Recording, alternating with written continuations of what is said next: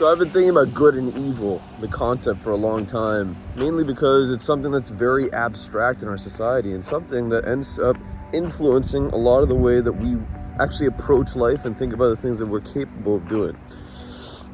I heard a quote a long time ago that said there's no wrong way to do the right thing and there's no right way to do the wrong thing. The issue with that quote is that it assumes that we initially know what is right and wrong in our life. Now, right and wrong to me has been very subjective since my father passed away, because frankly, as a child, I thought that my father was a pretty good person and that he didn't deserve to pass away so early. So from a young age, I've tried to figure out what is it about this world that allows things that are potentially inherently good to perish in unfair ways. In college, I took a philosophy class about the existence of God. And a lot of the arguments were, against God were, why would a just, all-knowing being allow terrible things to happen to innocent things? Like a deer dying in a forest fire, or, a child being abducted, or anything that you could think of that is a little bit hard to swallow. Well, I wanted to make this video to explain to you my conception of what good and evil really is, and why it's so important for us to separate people's actions and people's motivations from a binary scale to begin with. The reason being, our fellow man is actually a reflection of ourselves. Our fellow people, our human beings around us, the things that they are capable of are things that we are capable of. And when we see things that are depicted as inherently evil and inherently good, the reason they're so powerful is because basically every single one of us understands in some way the plot, the protagonist, the antagonist, and how it makes us feel.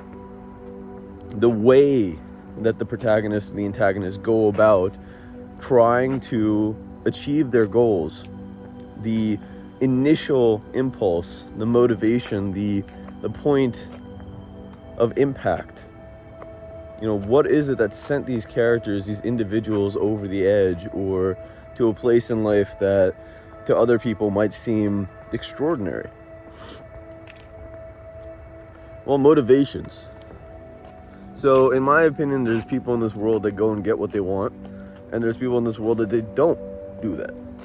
Essentially, people that specialize, people that spend a lot of time thinking about their goals and consistently move towards them, and are ruthless about cutting out things that will not allow them to achieve their goals.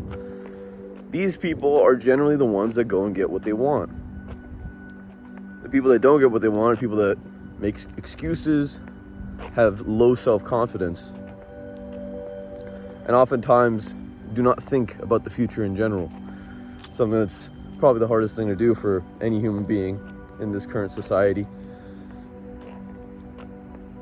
The reason that I bring up these two main things, these two main archetypes of people, is because really throughout this whole video I want you to decide which one you are. And there needs to be both in society, in my opinion, because if everyone was always running to get what they want, it would be a very, very scary place.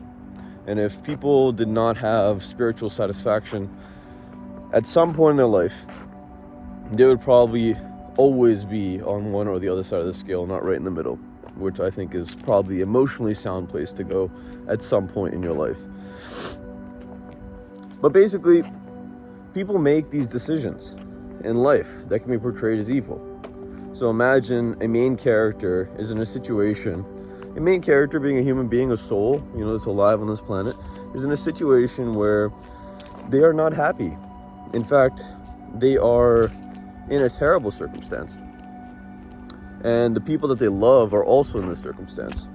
And the only way to get out of this circumstance, one of the most efficient ways to get out of this circumstance, is actually to make the lives of other people terrible. Inadvertently, but truly. The only way to get out of torture, the worst possible lifestyle, is to create a system in which other people are going to have a hard time. Now, is that person evil for wanting to help his family, her family, for wanting to move themselves out of a life situation that makes them terribly anxious and angry at the world? Is that person evil? Well, it's a subjective thing, right? If you believe that they were born evil and that they want to do bad for the world, then so be it.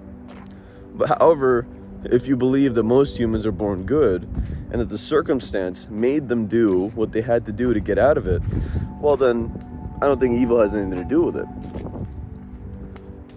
It's either people in the world that want to get what they need, or people that don't. And that people that actively do it, and people that don't. And so this type of philosophy of actually going through and seeing what it is that truly makes someone evil or good, I think is often a surface level justification of people's actions, rather than actually understanding their soul, actually understanding the circumstances behind their actions. Now, I'm not going to say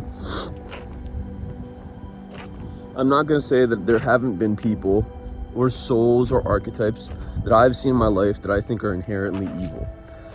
And that's just as a way for me to have a baseline for where my averages can extend from. Meaning my average in loyalty, my average in caring, in giving, in character, right? We need to, at some point in our life, I think, and this is where good and evil is actually useful to a degree if you want to make a binary scale of any capacity in your life, particularly for human beings, which is probably one of the more important binary scales you're ever going to make. But I think that good and evil really is good, is practical for trying to form our idea, our conception of the average individual in society.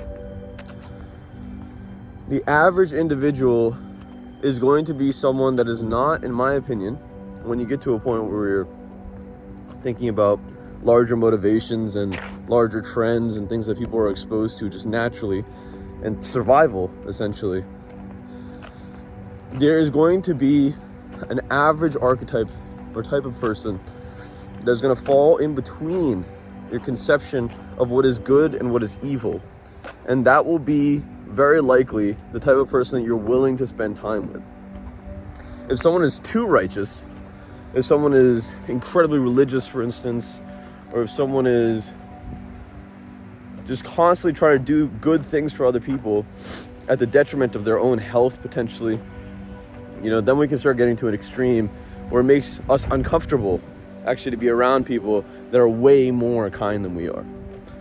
That would be the good end of the scale. Or people that really take individual responsibility to the nth degree, saying the resources that we eat and we buy are a big indication of whether or not we care about our society, for instance. So having this thought about humans, about people, about these concepts of good and evil, I think is very important to get to a point that we actually begin to love other human beings, actually begin to live as a community. I think we need to know, in order to rule people, lead people in general, if you want to be a leader of any capacity in your community or society, even in your household, you're going to want to learn this thing. And you're going to want to think about it. And I'm sure you have already to a degree. It's just something interesting that I want to talk about. But I think in our modern society, we're quick to jump to conclusions. And that's what kind of call-out culture is, where you see something that you don't quite agree with or something that's strange, and instead of trying to process it, we have a tendency to kind of get upset about it because we don't understand it, because it's something that's new and it's kind of annoying to integrate into a data pool. So this video is to kind of stop that a little bit, hopefully, to let us know that good and evil is entirely subjective, my friend. And where we stand on this spectrum ourselves really is always going to come down to why Why are we doing the things that we're doing? And the funny part about it is that everyone will see it, will feel it, the why behind something. So I hope you're trying to find morally righteous whys, or whys that align with where you fall on that spectrum in your own head. Because this channel is not about good and evil. It's not about doing the right thing. It's about doing the thing that's going to help you actualize your soul, whatever that is. I believe that specialization is needed in the world for communities to improve, for people to feel like there is somewhere else to go than this glass ceiling that society has set for us. So hopefully you found this interesting. Smash that like button for me. It helps a lot. Throw me a comment if you believe that good and evil is something that is kind of taking over society and it's a little limited, or if you think it's perfectly fine, if you think it's a good moral compass. I haven't talked about religion yet. Maybe one day I will. But if you have some time, check out this video.